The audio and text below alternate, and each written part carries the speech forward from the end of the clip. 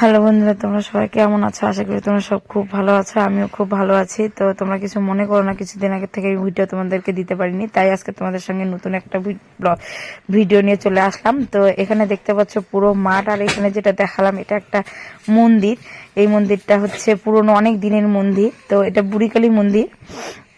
তো যাই হোক, মন্দিরটা তোমাদেরকে দেখালাম, দেখার পর তোমাদেরকে বলছি আমি কোথায় এসেছি আর কি কি তোমাদের সঙ্গে হচ্ছে। তোমরা দেখতে থাকো ভিডিওটা প্রথম থেকে লাস্ট পর্যন্ত, কেউ স্কিপ করো না। তো আর এই ভিডিওটা যদি তোমাদেরকে ভালো লেগে থাকে তো প্লিজ তোমরা লাইক করো, শেয়ার করে দিও, শেয়ার করে সাবস্ক্রাইব করে দিও। আর হচ্ছে তোমাদের কাছে একটাই রিকোয়েস্ট থাকবে যে আমি যখন ভিডিও দিতে পারি না, হয়তো এটা তোমরা ভাববে যে আমি ভিডিওটা দিচ্ছি না। তো আমার কোনো সমস্যার প্রবলেম ছিল বলে আমি কিছুদিন ভিডিও তোমাদেরকে দিতে পারিনি। তো তোমাদের সঙ্গে যাই হোক কথা বলতে বলতে আমরা মাঠে চলে এসেছি। দেখতে পাচ্ছ তোমরা সবাই মাঠ, আর পুরো সর্ষের বাগান একদম মনে হয়ে গেছে গোটা মাঠ জুড়ে। তো গোটা মাঠ জুড়ে হয়েছে। তো আমরা এসেছি মাঠে শাক তোলার জন্য। তো আমি শাক পাচ্ছিলাম না, তাই তোমাদেরকে দেখাচ্ছিলাম। আমার বোনকে বলছি যে আমি শাক পাচ্ছি না। তো হ্যাঁ, আমি এসছি কোথায়, তো এটা হচ্ছে আমার বাবার বাড়ির দেশ, মানে আমার বাবারা আগে যেখানে থাকতো সেইখানে। তো এখানে আমার জেঠু কাকু সবাই আছে, আমরা শুধু থাকি না এখানে। আমরা উঠে চলে গেছি হচ্ছে ডাঙ্গারহাটে, আর আমার ছোট কাকু চলে গেছে শিলিগুড়িতে। আর এই বাড়িতে এখনো 3 কাকু থাকে, আমরা থাকি না। তো এখানে এসছি, এসে দেখি আমার কাকিমার আমার বুনু যাচ্ছে মাঠে শাক তোলার জন্য। তাই ভাবলাম যে ওদের সঙ্গে আমি একটু মাঠে চলে যাই। আমি একটু অনেক দিন পর মাঠে আসছি, কারণ কোনোদিনই আমি মাঠে আসিনি। আর আমি আজকে যে মাঠে এসছি না করে 20 বছর পর, আমি 20 বছর পর এখানে আমি এসছি। তো 20 বছর পরে আমি এই মাঠের দিকে যাওয়ার জন্য ভাবলাম সেটা তোমাদের সঙ্গে না শেয়ার করলে কেমন হয়। তো সেটাই তোমাদের সঙ্গে শেয়ার করছি। তো দেখো মাঠে চলে আসে, আর এই যে পুরো দেখতে পাচ্ছ বাগানটা, এটা হচ্ছে পুরো বাংলাদেশ। মানে এখানে অনেক লোকই থাকে না, কারণ হচ্ছে এটা হচ্ছে বাংলাদেশের মধ্যে অনেকটা জায়গা চলে গেছে, সেই জন্য এটা বর্ডার। এক কথায় এটা বর্ডার। পুরো দিকে যেই দিকে তাকাবে সেই দিকে শুধু তার কেটার ঘিরা দেখতে পাবে, ওই জন্য এখানে বেশি লোক থাকে না। তো যাই হোক, আমি দিদিদের বোনের সঙ্গে চলে এসেছি শাক তোলার জন্য। তো শাক আমরা এখানে তুলছিলাম।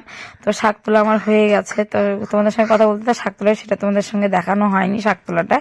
তো সর্ষে বাগান শাক তোলা হয়ে গেল। এখন বুনু শুধু আমরা বাড়ির দিকে চলে যাচ্ছিলাম, কারণ বেলাটা অনেকটাই বেলা হয়ে গেছে।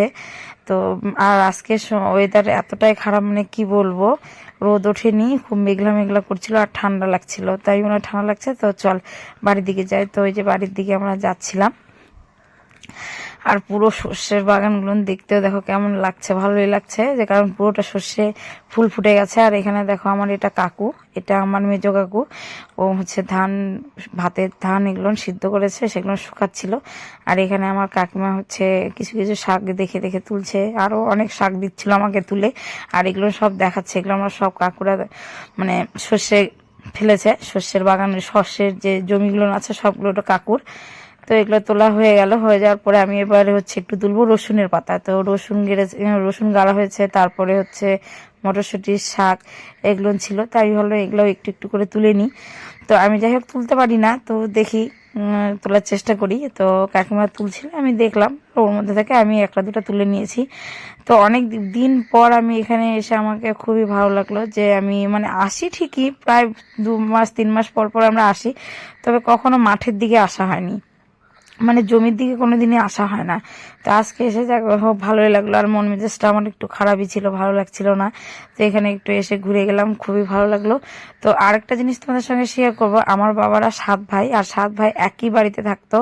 আর একই বাড়িতে আমরা অনেক ভাই বোন একসঙ্গে মানুষ হয়েছি, একসঙ্গে থাকতাম।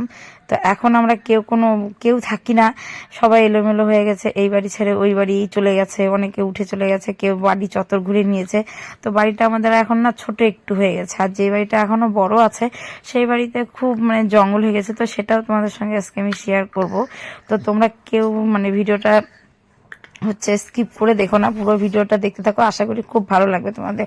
তো এখানে তোলা হয়ে গেল, এখন আমরা বাড়ি যাচ্ছি। তো এখানে দেখতে পাবে আমি যেখানে ভিডিওটা মানে ঘুরাবো ক্যামেরাটা, সেখানে তোমরা জঙ্গল দেখতে পাবে। হয়তো এখানে শুধু দেখতে পাবে কলা গাছ, আম বাগান, লিচু বাগান, মানে এখানে এই জিনিসটাই বেশি। তো এইদিকে দেখতে পাচ্ছ, আর পুরো কিন্তু এখানে না পাড়া দেখতে পাবে না, যে সবার হয় না 10টা 12টা মিলে পাড়া হয় একটা, সেটা দেখতে পাবে না, কারণ এখানে পাড়াই নেই। কারণ পুরো জঙ্গলের ভিতরে ভিতরে একটা দুটো করে বাড়ি দেখতে পাবে। এরকমই এটা। আর যারা যারা ছিল আগে ছিল অনেক প্রচুর বাড়ি, তারা তো উঠে উঠে চলে গেছে। তোমাদেরকে তো বললাম পুরো বর্ডার, মানে এখানে থাকতে গেলে। আর আমাদের বাড়ির সামনে ক্যাম্প আছে, তো ক্যাম্পের সামনেই ক্যাম্প। আর বুঝতে তো পারছো ক্যাম্প থাকলে মানে বর্ডার, তো বর্ডারের জন্য কেউ এখানে সেরকম থাকে না। আর সন্ধ্যে লাগলে ঢুকতে। আর এখানে আমার গাড়িটা আমি এখানে রেখে দিয়েছিলাম, দিয়ে দেখো এটা যে তাদের বাড়ির সামনে রেখেছি, এটা আমার ছোট কাকুর বাড়ি। ওরা থাকে না, ওরা এখন শিলিগুড়িতে থাকে। আর এটা মেজো কাকিমাদের বাড়ি, যারা আমাকে শাক তুলে দিল দেখতেই পেলে। তো এটা মেজো কাকিমাদের বাড়িতে আমরা চলে এসেছি। আর ওদের ঘরের জানলাটা দেখো ভাঙা। তো যাই হোক এখানে চলে আসলাম, এটা আমার মেজো কাকুর বাড়ি। তো এটা বাড়ির ঢোকার আগে একটা মন্দির আছে, তো মনসা মন্দির এটা। তো মন্দিরটা তোমাদেরকে দেখালাম। আর যে এই কাকুর দুই ছেলে, ওরা দুজন বাইরে থাকে, ওরা বাড়িতে নেই। তো তবে ওরা আসলে পরে ওরা বাড়ি করবে, ওদের বাড়িটা ভাঙিয়ে গেছে। কারণ যেহেতু একটা বললাম যে একই বাড়িতে থাকতাম, এই বাড়িটা ওরা চত্বর ঘুরে নিয়েছে, পুরোনো বাড়ি, অনেক দিনের বাড়ি, নতুন বাড়ি কেউ করেনি। তো যাই, এই তো তোমাদেরকে মেজো বাড়ি দেখালাম। দেখার পরে এখন চলো তোমাদেরকে আমি মেজো জেঠুর বাড়ি দেখাবো। তো এখানে সবার আগে দেখো একটা কামরাঙ্গার গাছ আছে। তো তোমরা কামরাঙ্গাকে কি বলো আমি জানি না, তো আমরা কামরাঙ্গাই বলি। তো এখানে একটা গাছ আছে, তো কয়েকটা দেখছি পেকে গেছে। তো আমি ভাবলাম যাওয়ার সময় পেরে নিয়ে চলে যাবো বাড়িতে, খুবই মিষ্টি। তো তোমাদের সঙ্গে কথা বলতে বলতে আমি একটু বাইরে বেরোলাম। তো এখন দেখাবো তোমাদেরকে আমি আমাদের বাড়ি, যেই বাড়িতে আমরা এতগুলো লোক থাকতাম একসঙ্গে।